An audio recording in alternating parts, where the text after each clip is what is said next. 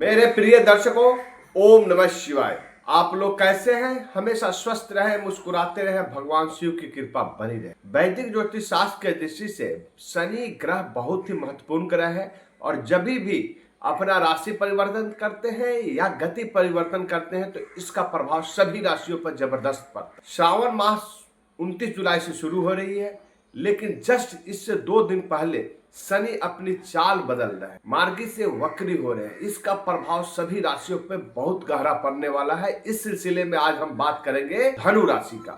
धनु राशि का आने वाला समय कैसा रहने वाला है, उनका स्वास्थ्य कैसा रहेगा, करियर कैसा रहेगा, धन की स्थिति क्या होगी, लव रिलेशनशिप क्या होगा, पारिवारिक संबंध क्या होगा, सब चीजों की बात करेंगे और वीडियो के लास्ट में वह महा उपाय भी बताएंगे जिसे करने से ग्रहों के अशुभ परिणाम से आप बच सकते हैं। सबसे पहले बता दें कि धनु राशि के चतुर्थ भाव में परिवर्तन हो रहा है। शनि मीन राशि में मार्गी से वक्री हो रहे हैं, जो 27 जुलाई से 11 दिसंबर, एक 5 महीने का समय जो होगा जिसमें शनि वक्री चाल से चलेंगे। वक्री चाल का अर्थात शनि की जो गति होती है धीमी हो जाती है, जिससे पीछे वाले घर का भी प्रभाव पड़ता है। और यहाँ शनि जब भी धीमी चाल से चलते हैं, मार्गी के अलावा शनि जब धीमी चाल से चलते हैं तो इसका प्रभाव बहुत ही गहरा पड़ता है। अपने कार्यों का पुनर्मूल्यांकन करते हैं। शनि हमारे कर्म के कारक है, न्यायाधीश है, दंडनायक है, हमारे कर्मों का लेखा जोखा रखता है, उसके अनुरूप परिणाम देते हैं। तो यहाँ पर मैं बता दूं कि धनु राशि के जातक आपके चतुर्थ भाव में शनि के होने से आपके ऊपर शनि की ढैया भी चल रही है। शनि को एक तरह पापी ग्रह भी माना गया है। इनका दुष्प्रभाव बहुत ही गहरा असर छोड़ता है। तो वीडियो के लास्ट में जो मैं उपाय बताऊंगा उसे जरूर करें, अशुभ परिणाम से बच सकते हैं। चतुर्थ भाव में होने से आप बहुत दिनों से लंबित कार्य, घर का जो अटका हुआ था, घर बनाना हो, घर खरीदना हो, भूमि खरीदना हो, वाहन खरीदना हो, बहुत दिनों से आप प्लानिंग कर रहे थे, योजना बना रहे थे लेकिन कर नहीं पा रहे, तो उसमें अब गति मिलेगी। आप एक मुकाम तक पहुंचेंगे और इस कार्यों को कर पाएंगे। इस 5 महीने में यह योग बन रहा है जिससे आपके घर में भौतिक सुखों की वृद्धि हो। दूसरी चीज, एक चीज और बता दूं आपको, जब शनि की ढैया चलती है तो सुख शांति पारिवारिक संबंध पर बहुत बड़ा असर डालती है। तो यहाँ पर बहुत सावधानी से कार्य करना है, माता का स्वास्थ्य का ख्याल रखना है, पारिवारिक संबंध अच्छे बने रहे, इसके लिए आपको एक दूसरे के प्रति समर्पित रहना है, एक दूसरे के बातों को समझना है, सुख शांति बनाकर घर में धार्मिक अनुष्ठान का प्रयोजन करें, मांगलिक कार्य करें। इससे घर का माहौल सुख शांति में वृद्धि होती है। शनि की 3 दृष्टियां होती है। पहली दृष्टि जो जा रही है आपके 6ठे घर को दे रही है, जहां पर शनि शत्रु हंता का कार्य करेंगे, शत्रुओं पर विजय दिलाएंगे। कोर्ट कचहरी में जो मुकदमे चल रहे थे, उस जंजाल में फंसे हुए थे, तो उसमें गतिशीलता आएगी और उसमें आप सफलता प्राप्त करेंगे। ऋण का यहाँ पे चुकता कर पाएंगे। शनि क्या है ना, अनावश्यक खर्च भी कराते हैं, मेहनत भी कराते हैं आपसे, तो मेहनत जरूर करें।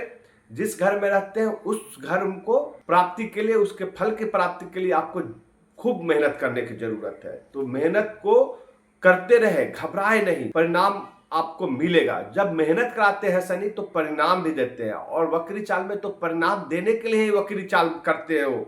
यहाँ पर जो आपने संघर्ष किया है, वर्षों से संघर्ष करते आ रहे हैं, उसका परिणाम प्राप्त होने वाला है। शनि की दूसरी दृष्टि आपके 10म भाव को देख रहा है, और 10म भाव होता है पिता का, कर्म का, व्यापार का। तो यहाँ पर आपके कैरियर में स्टेबिलिटी आएगी, नौकरी पेशा को पदोन्नति मिलेगी।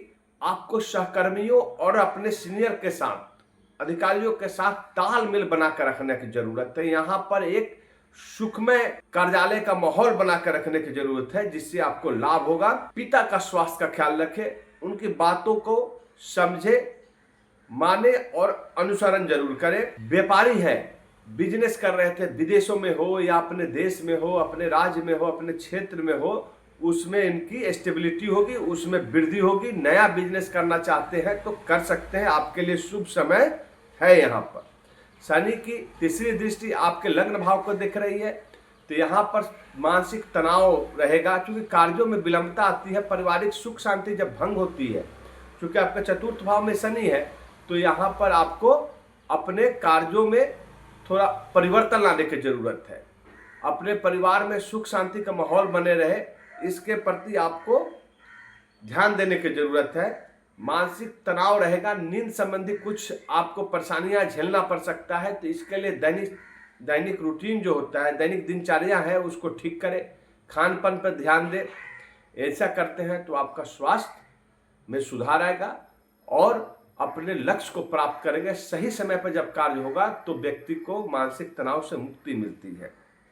यहाँ पर वैसे दंपति जिनके संतान की प्राप्ति का योग बना है, संतान प्राप्ति का योग बन रहा है, उनको संतान प्राप्ति की इच्छाएं पूरी होगी। विद्यार्थी लोग जो अब मैं वो महा उपाय बता दूं जिसे करने से आप ग्रहों का शुभ परिणाम से बच सकते हैं।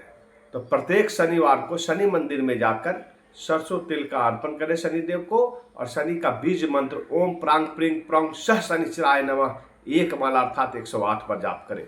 यदि शनि मंदिर नहीं है तो शाम के समय शनिवार के दिन पीपल के वृक्ष के नीचे सरसों तेल का दीपक जलाए और शनि का बीज मंत्र ओम प्रांग प्रिंग प्रौंग सह शनिचराय नमः एक माला अर्थात 108 बार पाठ करें। और प्रत्येक मंगलवार को हनुमान जी की पूजा आराधना करें, हनुमान चालीसा का पाठ करें कम से कम 11 बार। और प्रत्येक सोमवार को शिव मंदिर जाए और शिवलिंग पर जलाभिषेक करें और ओम नमः शिवाय का एक माला अर्थात 108 बार जाप करें। बड़े बुजुर्गों का आशीर्वाद प्राप्त करें, वृद्धाश्रम में जाकर भोजन का वस्त्र का दान करें, काले वस्तुओं का दान करें।